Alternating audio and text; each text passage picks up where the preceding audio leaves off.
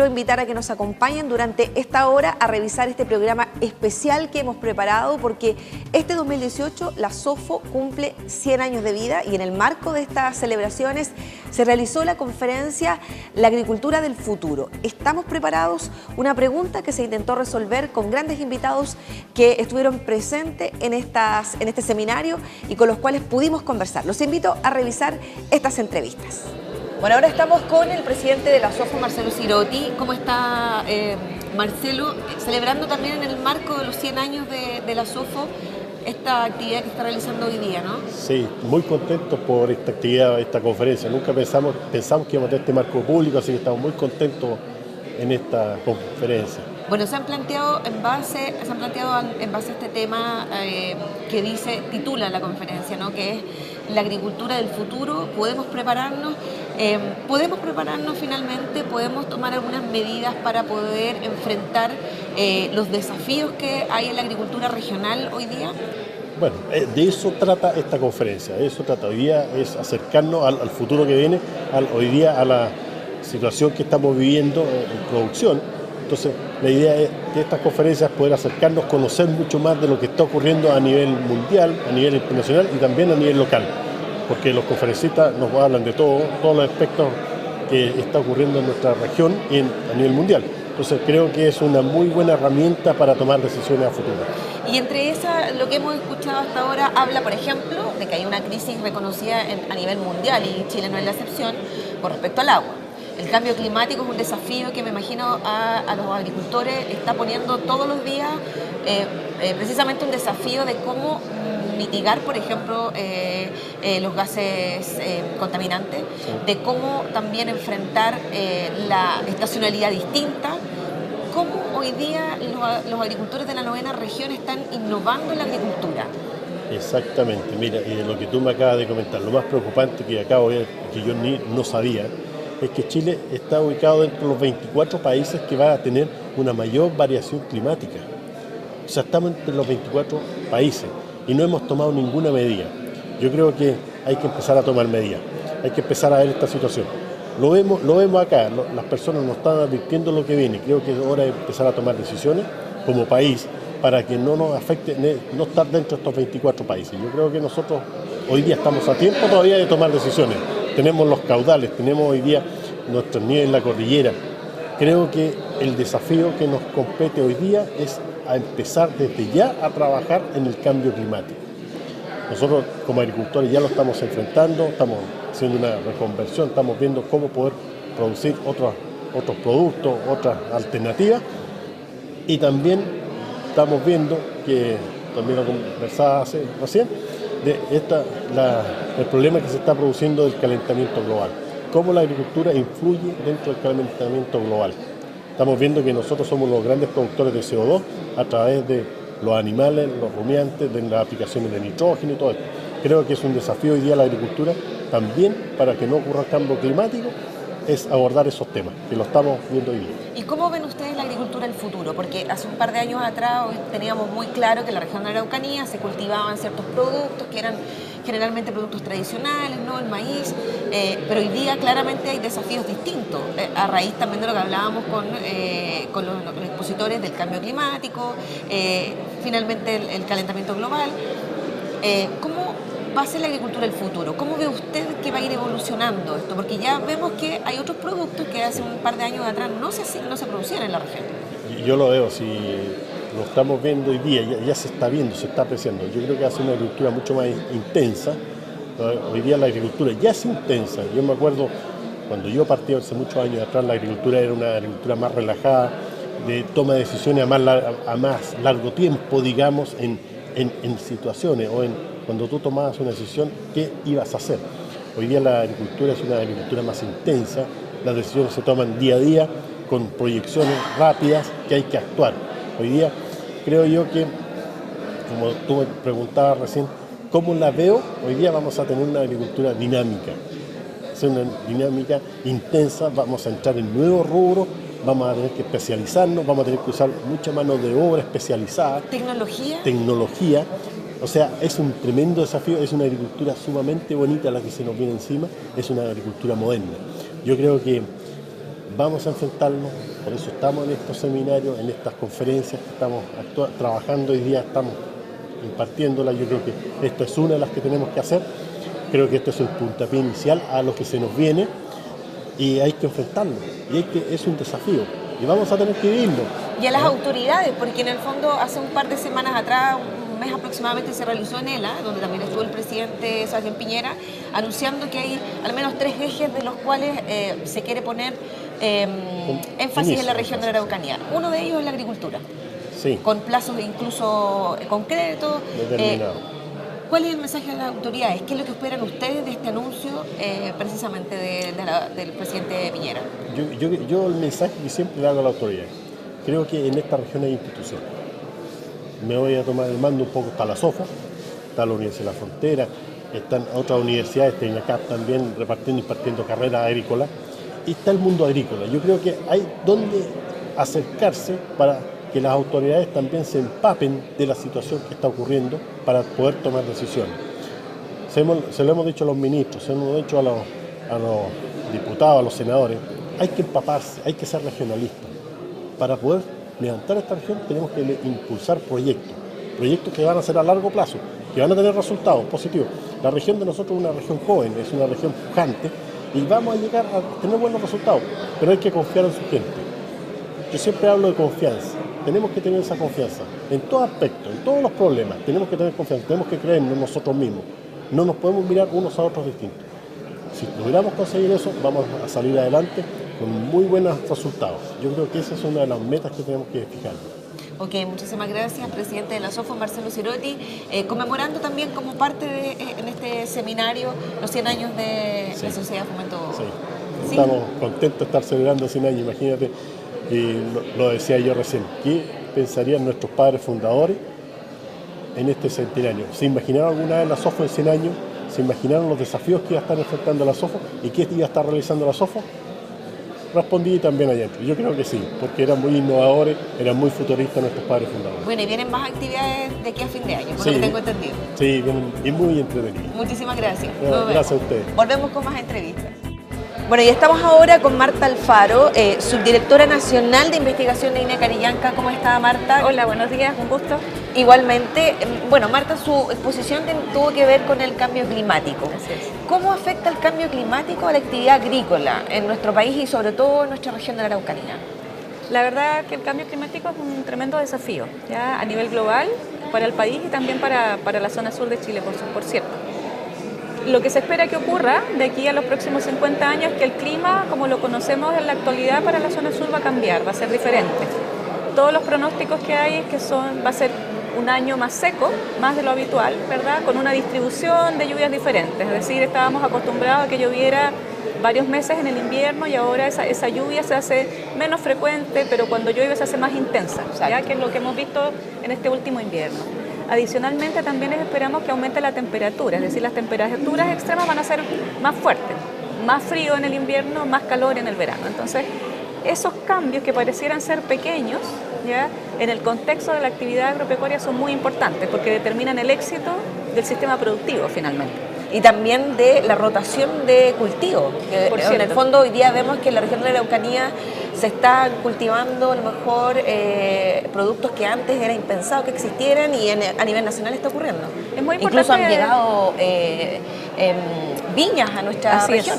Es muy importante lo que planteas porque habitualmente tendemos a ver el lado negativo del cambio climático. Sin embargo, hay una oportunidad, ¿verdad? Que es lo que tú planteas. Este cambio en el clima nos da oportunidades, ventanas de producción que antes no teníamos.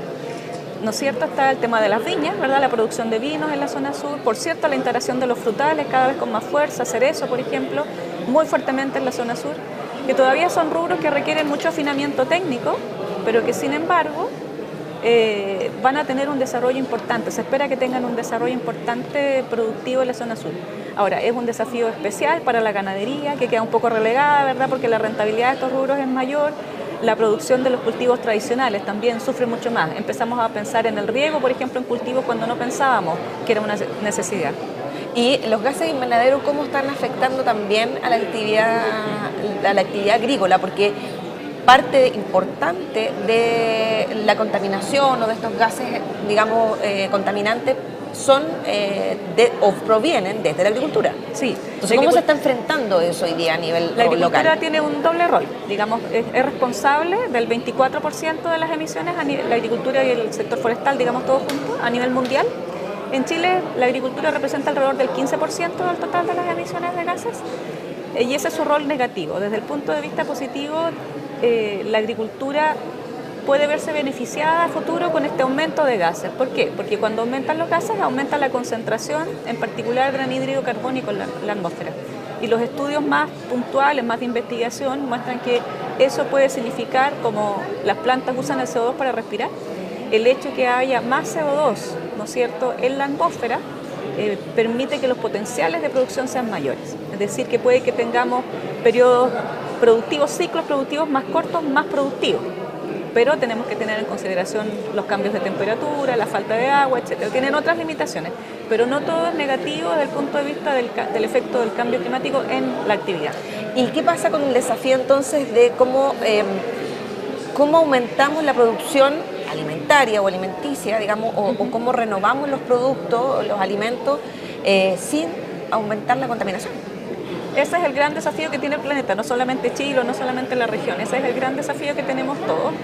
Hay mucho que se puede hacer para aumentar la eficiencia de la producción, y yo diría que ese es el mayor énfasis que podemos dar sin pensar inmediatamente en la inversión, ¿verdad? Cuando uno habla de estos temas con los productores, la primera reacción es que me significa me va a salir más caro, tengo que hacer una inversión, ¿verdad? El costo. Pero lo que tenemos que empezar a pensar es que hay ajustes que yo puedo hacer en el sistema productivo que lo van a hacer más eficiente, ¿no es cierto? En términos económicos puede que tenga un beneficio económico y a la vez van a tener un impacto de mitigación del cambio climático. Eso para ahí va. ¿Hay opciones de mitigar? Sí, hay opciones, hay algunas que están en distinto nivel de desarrollo, pero por ejemplo, la gente que se dedica a la ganadería, el optimizar la dieta de los animales, digamos, que tiene un impacto positivo en la producción, inmediatamente reduce las emisiones de la ganadería. Ese es un ejemplo. La optimización de las dosis de fertilizante que aplicamos a las siembras, ¿no?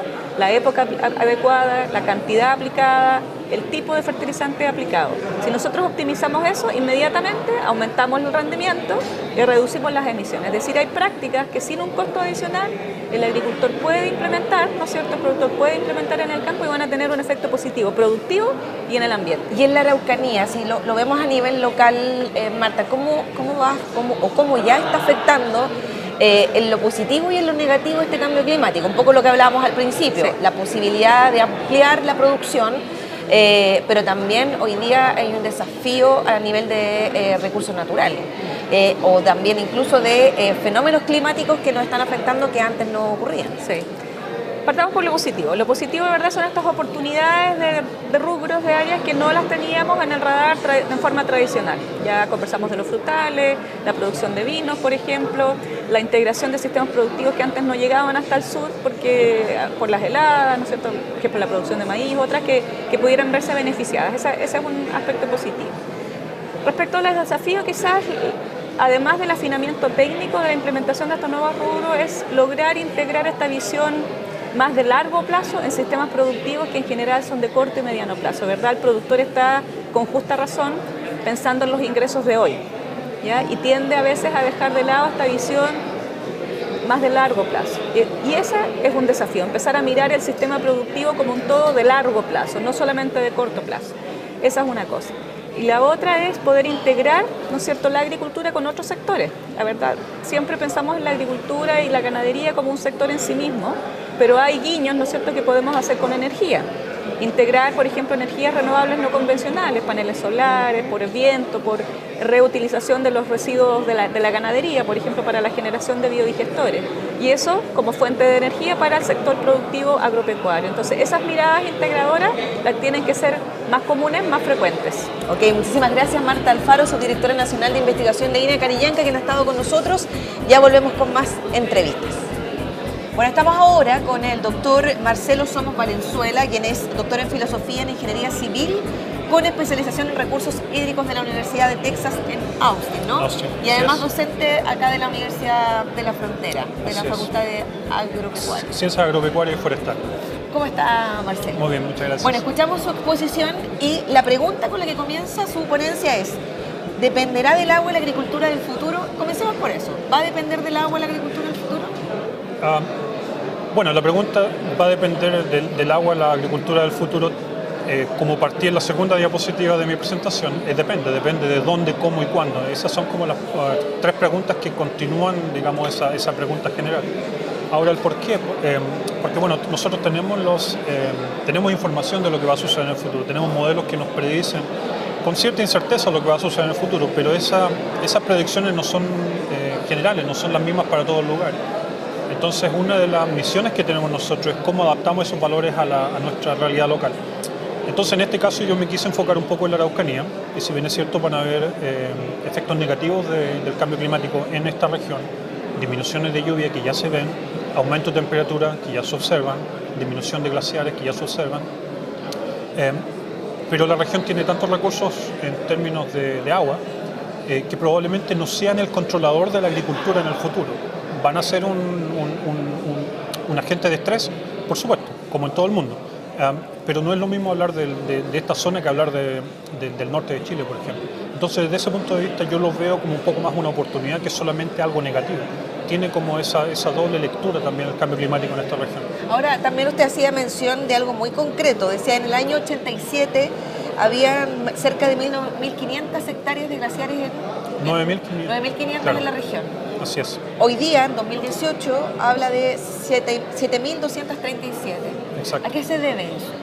Eso se debe, bueno, básicamente es, y por eso yo hice como el hincapié de mostrar las tendencias de lo que ha pasado en el pasado, porque es más fácil hablar de lo que se observó y lo que realmente sucedió, de hablar de un supuesto que va a pasar. Ya no hay discusión, eso hay datos y eso fue así.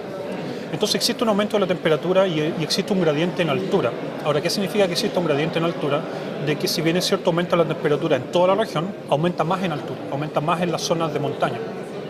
Y en esa zona nosotros tenemos, es donde se encuentran los glaciares. Nosotros acá tenemos solamente glaciares de montaña y es donde se acumula la nieve.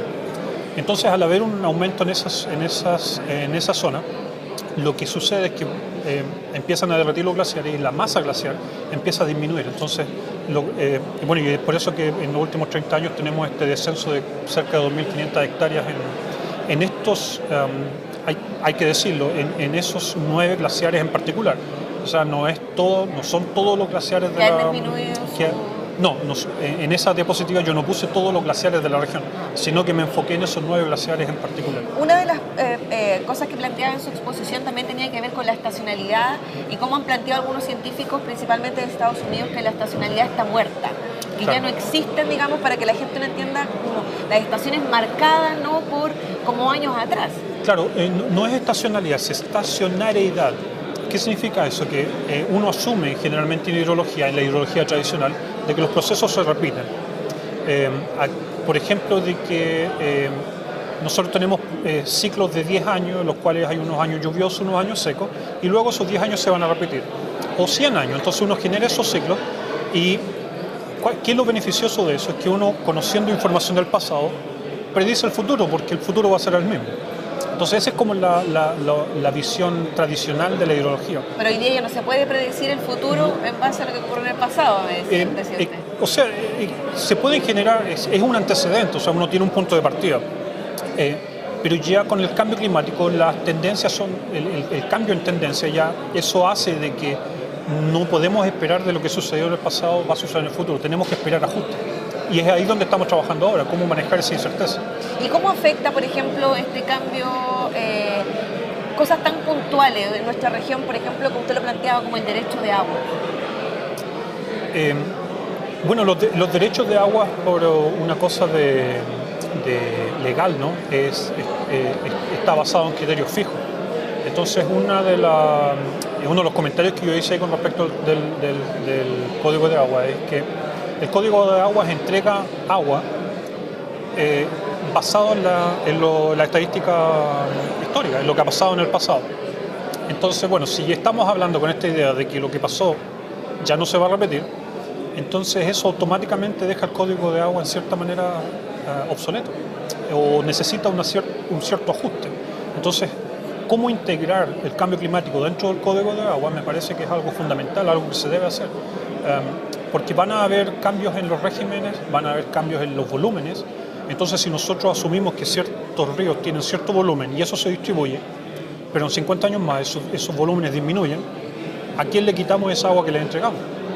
Ya es un problema legal, porque ya pasa el derecho de agua ya es una propiedad. Muy cotidiano y muy doméstico. Y sensible además, porque ¿quién va a querer perder su agua? Ahora también el tema de de lo que hablábamos de la crisis mundial del agua. Esto digamos, no es solamente, esto a nivel mundial, digamos. Claro. ¿Cómo va Chile ahí en el futuro? Porque usted planteaba también datos súper específicos. Decía que aproximadamente Chile podría disminuir un 30% sus caudales anuales. Claro, bueno, ahí hay que tener ojo, ¿no? Y fue una de las razones por las que puse esa diapositiva ahí. Es porque, claro, son valores agregados. Entonces se habla de Chile como un todo, pero no hay una distribución, digamos, no estamos hablando del Biobío, del Cautín o del Mayeco, estamos hablando de Chile. Entonces, claro, ahí tenemos las tendencias de lo que va a suceder no sé, en la zona de Valparaíso, comparado a lo que va a suceder en Chile, en la Araucanía, la situación es muy diferente. Pero en estos informes internacionales se agrupa todo en uno. Entonces, a nivel país, existe ese 30% de disminución, pero eso no significa que va a ser, que es lo mismo la Araucanía que otros lugares. En ese sentido, la Araucanía, afortunadamente, no va a ser tan dramático como en otras zonas. Pero lo claro sí es que hay una crisis que va a afectar a Chile sin duda, o que sí, ya claro, lo está afectando. Claro, o sea, esto es global, no es algo solamente de Chile, es como decía ahí, los tomadores de decisiones internacionalmente ellos ven la crisis del agua como el riesgo que va a tener la sociedad, como uno de los mayores riesgos que va a tener la sociedad en términos de impacto en el futuro. Y eso es a nivel de percepción y es lo que los datos nos están entregando, o sea, que la crisis del agua es lo que tenemos que atender desde aquí en adelante. Ok, muchas gracias Marcelo Somos, quien es doctor en filosofía y también docente de la Universidad de la Frontera. Muchas gracias. Absolutamente, muchas gracias. Luego de revisar estas entrevistas, los quiero invitar a una pequeña pausa comercial. Ya regresamos con más especial de Sofo 100 años. En Sofocap estamos comprometidos con el desarrollo regional porque sabemos que lo más importante es el vínculo, la confianza, la empatía. Contamos con excelentes relatores expertos en el área y entregamos un servicio permanente en todo el proceso de capacitación de manera 100% integral. Nuestra capacitación es de calidad porque es el resultado de más de 20 años de experiencia y premios en la región. Sofocap, capacitación de excelencia a tu alcance. Contar con el agente operador Sofo es sinónimo de experiencia, pero también confianza. Es alguien que conoce la región, que sabe que para una empresa lo más importante es contar con soluciones rápidas, ser un buen gestor de recursos públicos. Y por último, el agente operador Sofo está comprometido a estar contigo en todas. Agente operador Sofo, sinónimo de confianza y respaldo. El Centro de Exposiciones y Eventos Sofo es un recinto de 14 hectáreas donde pasan cosas mágicas. Se construyen sueños, se reúne la familia, se fomenta el deporte y el esparcimiento al aire libre. Se conecta el mundo empresarial con las personas. Se aprende, expone y proyectan tus ideas. Es magia porque tú lo permites y porque somos tradición. Centro de Exposiciones y Eventos Sofo. Un lugar para ti. Bueno, ya estamos de vuelta entonces con este programa especial y los quiero invitar a que sigamos revisando entonces las entrevistas que pudimos captar con los invitados a este seminario, la agricultura del futuro. ¿Estamos preparados?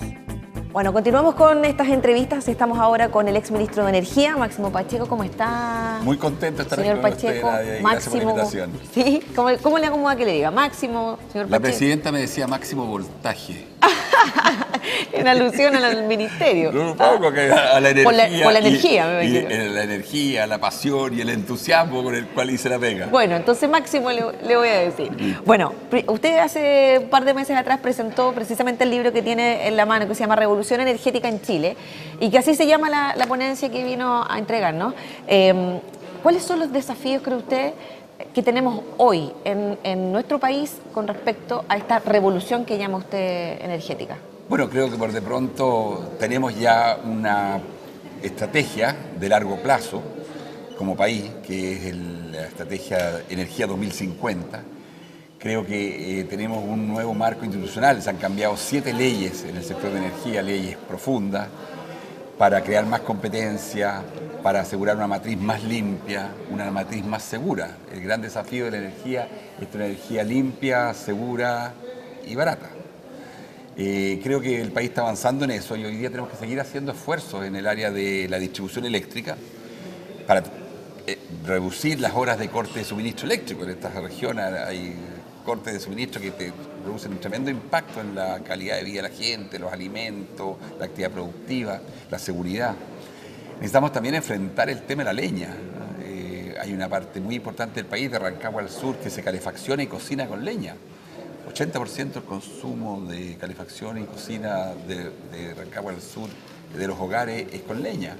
Leña verde, leña que se usa en equipamientos que no son adecuados, con prácticas que no son adecuadas, entonces generan contaminación ambiental y además generan enfermedades broncopulmonares en los niños, especialmente al interior. Y usted mencionaba en esa parte también de su exposición la posibilidad o el desafío o el llamado a las autoridades, por ejemplo, de aumentar los subsidios limpios de alguna u otra forma, ¿no? Subsidios, por ejemplo, para energía solar. Lógico.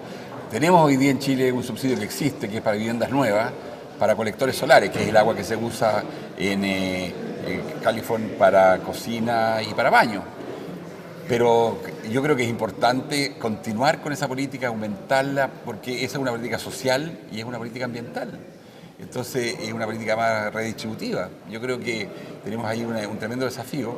Tenemos que seguir integrándonos al resto de la región de Sudamérica. No tiene sentido que como país tengamos esta frontera de 3.000 kilómetros con Argentina y solamente una línea eléctrica. No tenemos ni una sola línea eléctrica con Perú. Eso son parte de los desafíos que tenemos para adelante. Creo que como país tenemos que seguir invirtiendo en el sector de energía, pero invirtiendo con respeto al medio ambiente y con respeto a las comunidades. Y ahí iba a apuntar mi siguiente pregunta, Máximo, que tiene que ver cómo hacemos eso, porque hoy día en la región de la Araucanía hay proyectos que están en estudio. Incluso hace poquitos días atrás un alcalde de Pitrufquén se opone a una hidroeléctrica específicamente que va a estar en su comuna, precisamente porque habla del impacto que va a tener en las comunidades indígenas. ¿Cómo se puede llegar a un desarrollo sustentable? Que yo creo que finalmente es lo que todos queremos, pero también es complejo, sobre todo, por ejemplo, en esta parte del país. Mire, yo tengo una sola fórmula.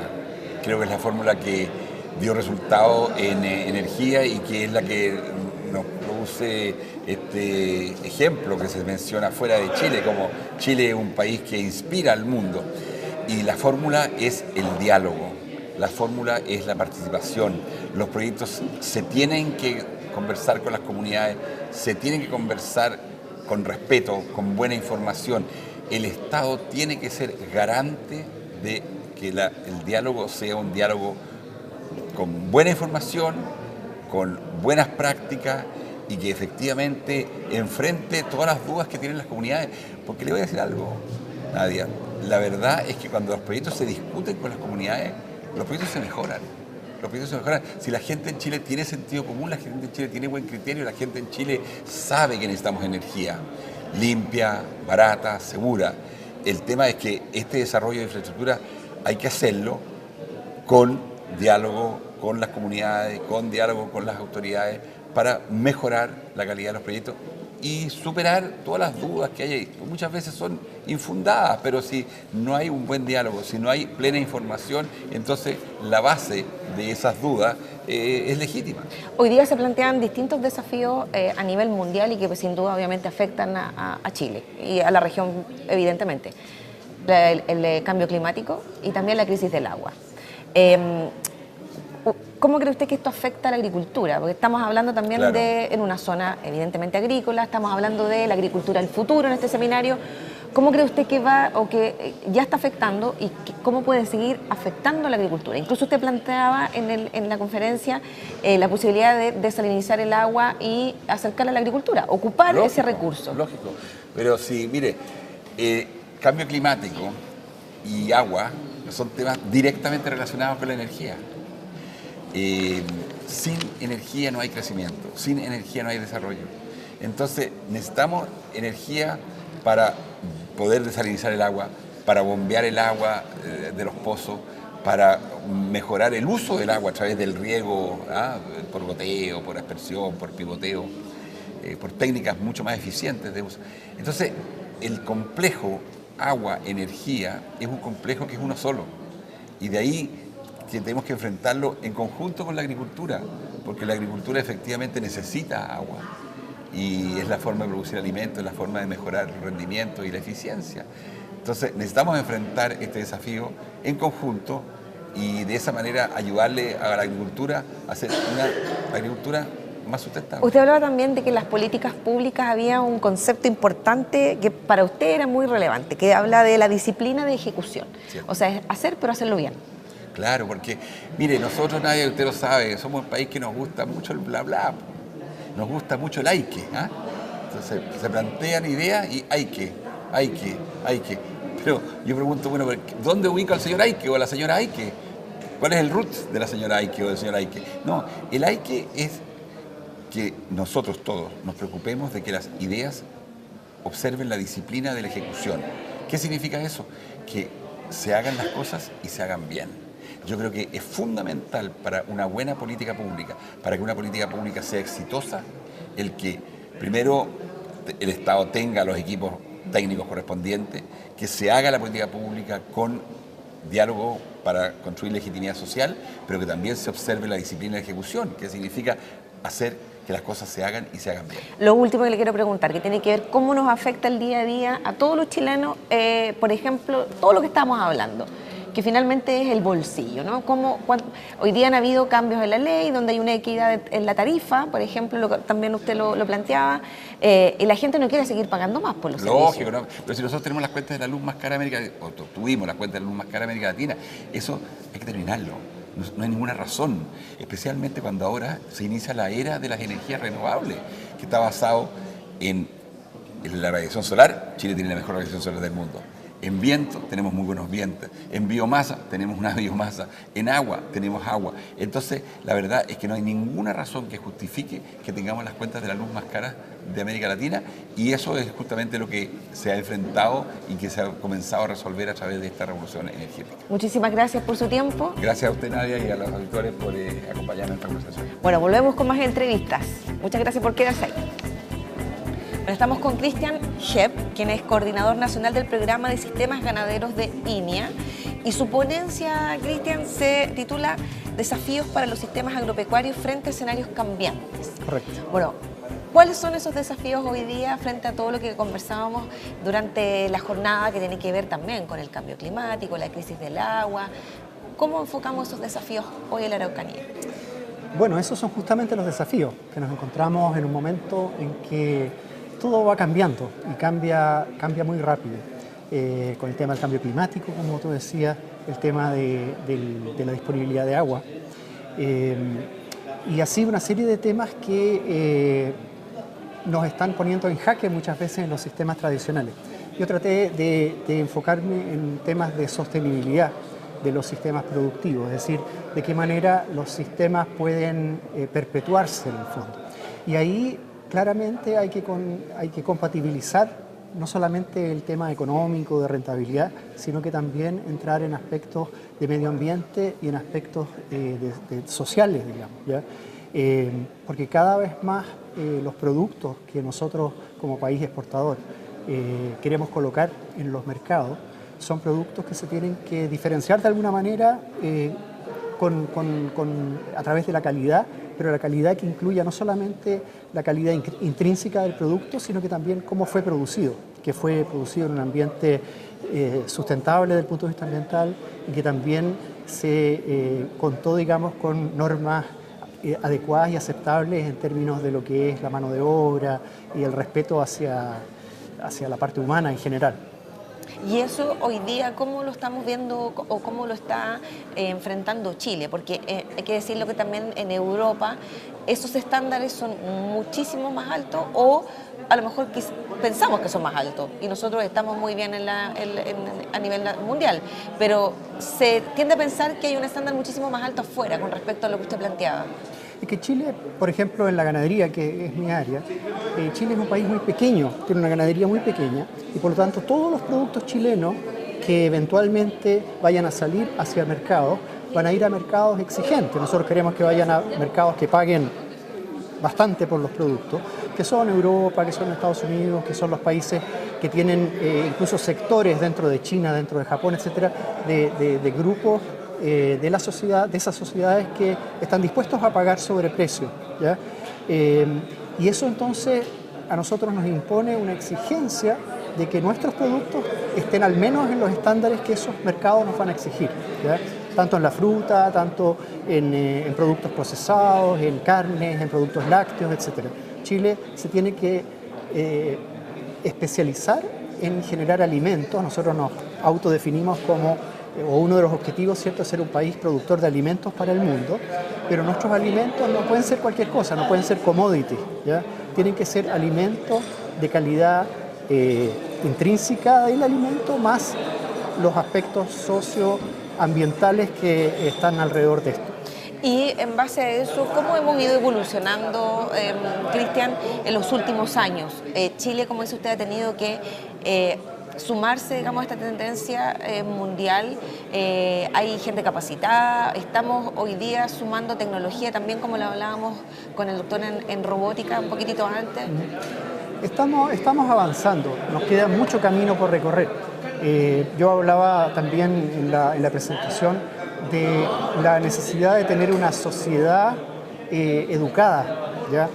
Presentaba un poco la realidad de Nueva Zelanda, en el sentido de que ellos en el fondo ya están bastante pasos más adelante que nosotros, y nuestra sociedad requiere educación, requiere capacitación, requiere compromiso, requiere en el fondo entender bien los procesos para los cuales nosotros estamos orientando nuestros sistemas productivos. Y ahí, por ejemplo, nos falla bastante todo lo que es la transferencia tecnológica, lo que es la extensión, que yo creo que son uno de los focos en los cuales el Estado debiera trabajar firmemente hacia poder traspasar información y conocimiento al sector productivo, de todos los niveles. Hay sector productivo actualmente que está con un muy buen nivel tecnológico, pero tenemos como una dualidad. Tenemos sectores que están muy atrasados, que están casi en la prehistoria, por decirlo de alguna manera, en términos de lo que nosotros queremos. Y hay otros sectores que están trabajando prácticamente ya en forma independiente y que están posicionados en los mercados más exigentes. Bueno, y la pregunta del seminario hoy día es la agricultura del futuro. ¿Cómo nos preparamos? ¿Cómo nos preparamos? Bueno, un poco en los términos que te he estado señalando. O sea, tenemos que prepararnos teniendo una base productiva informada. Tenemos muchos recursos adecuados, por ejemplo, en producción de carne. Nosotros tenemos sistemas naturales. En general, gran parte de la carne, o casi toda la carne del sur de Chile, se produce en base a pasto, en base a pradera. Sistemas que son prácticamente naturales, ¿ya?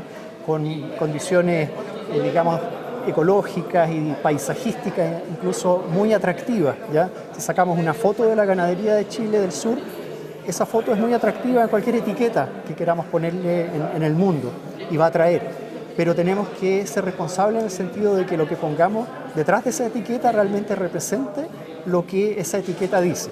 Y esa es una responsabilidad muy grande. Y ahí hay que ser bien responsable y hay que trabajar para que eso sea sustentable, sea sostenible y nuestros productos puedan llegar al mercado, ¿cierto?, en forma permanente. Ok, queremos agradecerle a Cristian Hepp, quien es coordinador nacional del programa de sistemas ganaderos de INEA, que haya estado con nosotros. Muchas gracias. Gracias a ustedes.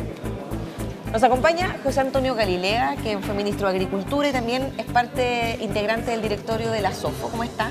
Muy bien, muchas gracias, muy contento de haber participado esta tarde aquí. Bueno, escuchamos parte de su ponencia y contaba también parte de la historia y de cómo ustedes como familia también han sido de alguna u otra forma un ejemplo a imitar por algunos agricultores también en la región. ¿Cómo lo han hecho para poder mantener durante tanto tiempo, digamos, una empresa, un sistema familiar que es sustentable para ustedes? Y yo creo que la clave, cuando se organiza una empresa en torno a una familia, creo que la clave está precisamente en quien lidera esa familia, en este caso mi padre, toma la decisión y piensa en el futuro de la empresa y de la familia, y lo hace en el momento en que él está con vida y está claro, digamos, de las decisiones que toma. Normalmente no ocurre así. las sucesiones familiares tienen que enfrentarse a tomar decisiones cuando el líder, el padre, la madre o de quien se trate, ha fallecido, y eso cuesta o pone un desafío mucho más complejo de resolver al interior de una propia familia, donde muchas veces los intereses pueden ser distintos. En este caso fue mi padre el que ordenó esto, el que se inquietó pensando en el futuro. Lo hizo cuando tenía cierta edad, pero estaba muy activo y plenamente a cargo de sus negocios, y nos puso la tarea de constituir una empresa familiar. Obviamente nos asesoramos porque nadie es experto en esta materia, y hoy día es una empresa que, teniendo todos los defectos que puede tener cualquier empresa, mantiene a la familia unida. Tenemos una unidad de objetivo, queremos que esta empresa trascienda más allá de la generación mía y de mis hermanos, queremos que trascienda a nuestros hijos y a nuestros sobrinos, y que ellos con el tiempo también vayan haciéndose cargo de esta empresa. Lo que se trata también es de involucrarlo. Y lo que hemos querido hacer tocando este tema aquí no es ni más ni menos que llamar un poco la atención de este tema, que suele tocarse poco, porque es ingrato hablar de qué va a pasar cuando alguien fallezca, es ingrato hablar de bienes, de patrimonio y de dinero al interior de una familia, es como de mal gusto, pero hay que hacerlo, y la participación o haber puesto este tema en el seminario es un poco a motivar a que esto se haga, porque la sensación que tiene Sofo es que este es un tema que no se aborda mucho en general, y las cifras demuestran que es así. Más del 50% de las empresas familiares agrícolas están en manos de una sola persona. Usted decía un 54% son empresas agrícolas de persona natural. Así es. Conformadas por personas naturales. Y por lo tanto, eso a uno lo lleva a pensar que probablemente esa persona natural no tiene necesariamente bien resuelto la sucesión, qué va a pasar con la empresa en el futuro.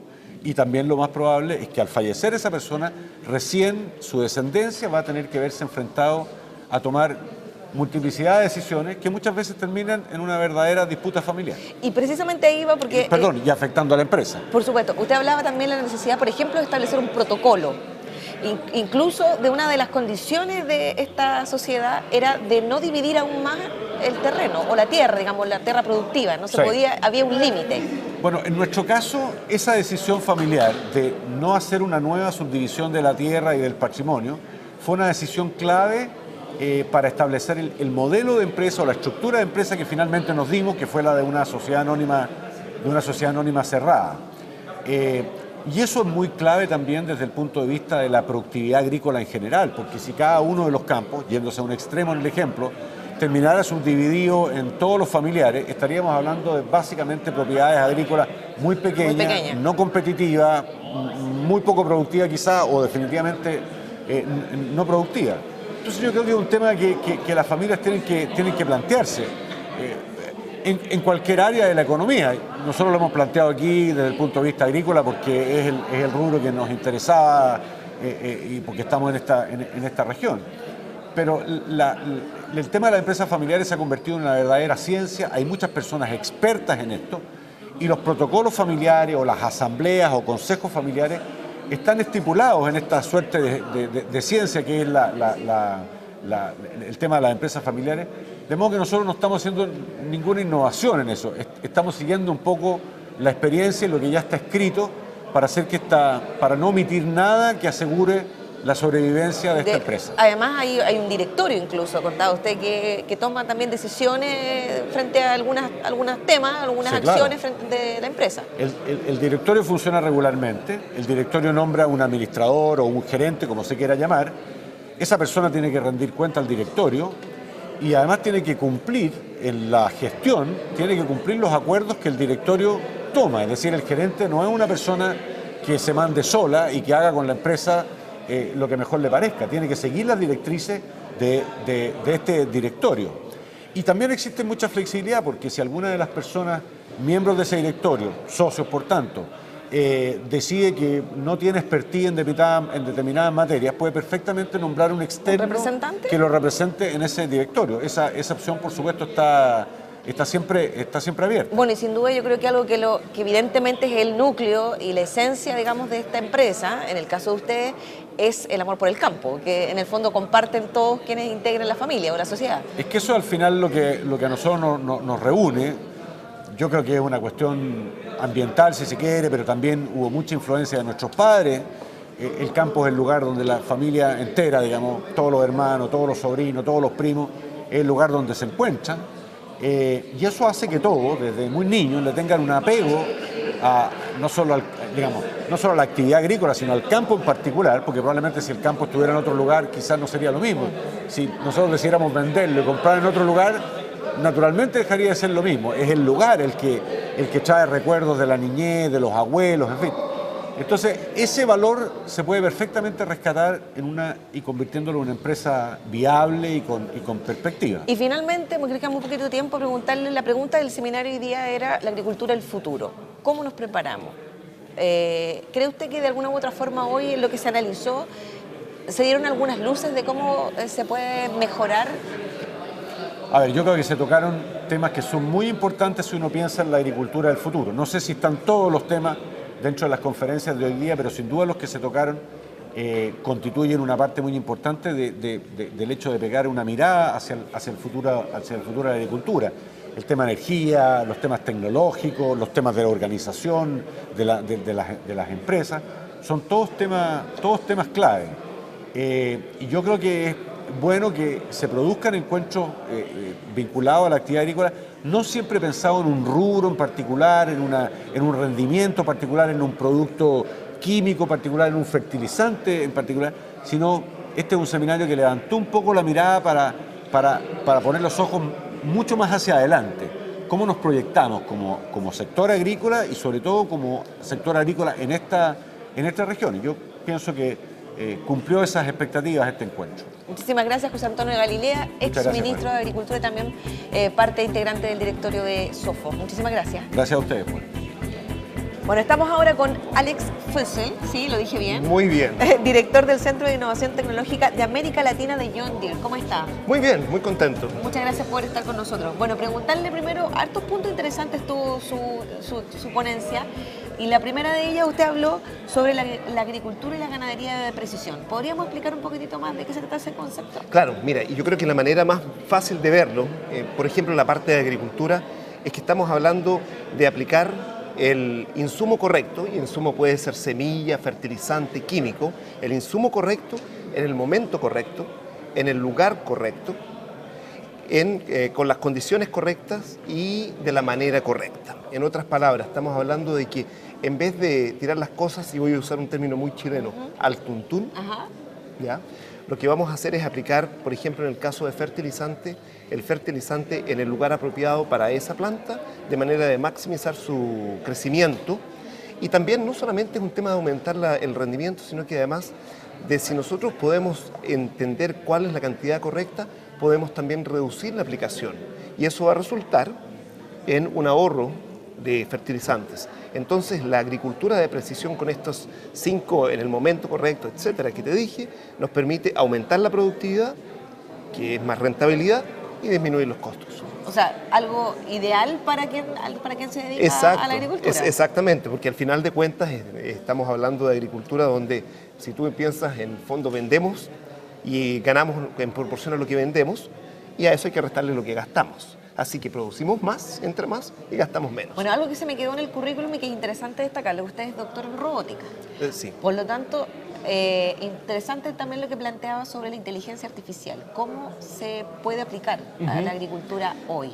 Bueno, y eso es algo que mostré en el video de esa empresa Blue River, que fue comprada por la John Deere, que justamente es un ejemplo de traer inteligencia artificial que muchas veces y hasta ahora ha estado principalmente o en laboratorios o en aplicaciones muy avanzadas, tanto de defensa o de espacio, y traerla a la aplicación en el campo. De manera que lo que mostramos es un prototipo muy avanzado que está con la capacidad de detectar, oye, aquí tenemos por ejemplo una planta de algodón y esto que está al lado es una maleza. Entonces la aplicación de químico, en vez de ser para todas las plantas, es solamente donde se encuentra esa maleza. Eso puede reducir la cantidad de químicos hasta un 90%. Y no solamente la reducción de costos, sino también un impacto favorable ambiental. El medio ambiente. Eso, exactamente. Ahora, siempre la tecnología va a aportar a o va a ser esta correlación, aumentar productividad, bajar los costos, o no necesariamente siempre va a ser así? Bueno, en esta área de la agricultura. Correcto. O sea, por ejemplo, hablemos por ejemplo de tecnologías que son de gerenciamiento, de optimización de flotas, de varias máquinas que trabajan juntas. Si nosotros entendemos cómo mejorar la logística, quizás no vamos a producir más, pero sí vamos a producir a un costo menor, porque las máquinas van a estar menos tiempo paradas o en ralentí, van a estar menos tiempo esperando por otra máquina que le traiga algo. En fin, en el fondo ahí es principalmente reducción de costos, ¿ya? Y el cruce de tecnologías, como decía usted, o la coexistencia de distintas tecnologías. Hablábamos de la inteligencia artificial, de los drones, que hoy día se están utilizando muchísimo en la agricultura, y de otras más. ¿Cuál es la relevancia hoy día de esta coexistencia de la tecnología? Es que yo creo que tiene mucha relevancia porque tiene que ver también con la naturaleza humana. Y yo me hice referencia a que el productor, no solo el chileno, el productor en general, es bastante conservador y piensa mucho, yo quiero ver para creer.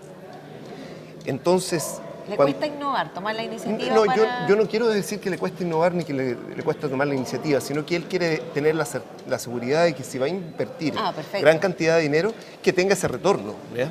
Y como la operación agrícola es tan variable, es como una fábrica, pero sin techo. Tú tienes climas, tienes temperaturas, y es un proceso biológico, entonces tiene mucha variación.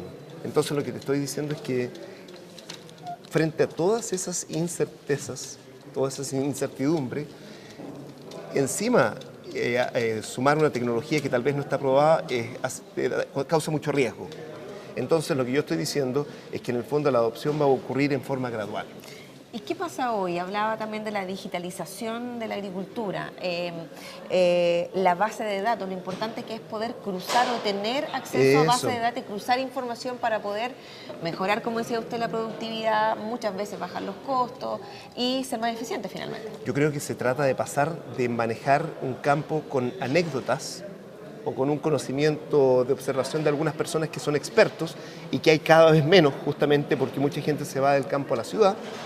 Y en vez de eso, hacerlo con datos cruzados, con computadores que no van a tener un bias, ¿no es cierto? Y en el fondo obtener respuestas. Y en el fondo la digitalización es transformar el mundo físico de lo que ocurre en el campo a un mundo digital. La gran ventaja es que ahora tú puedes invitar a mucha más gente a mirar esos datos y poder dar soluciones y encontrar esas pepitas de oro, que son esas oportunidades de mejorar mucho más la operación. Usted decía, además, muchas veces puede al alcance del bolsillo, tener esa información en el celular, en la computadora. Bueno, y eso es la otra cosa, la digitalización también te permite la movilidad, o sea, en el fondo tener, yo diría, manejar tu campo de donde tú quieras. Y eso a uno le da una libertad mucho mayor. Ok, queremos agradecerle a Alex Fussell, ¿sí? ¿Lo dije sí, bien?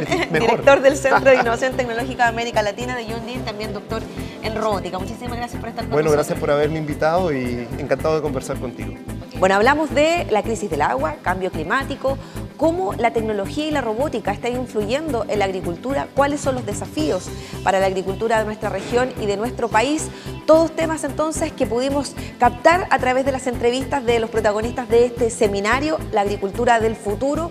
Estamos preparados, así me quiero despedir, nos vemos en una próxima oportunidad, que estén muy bien.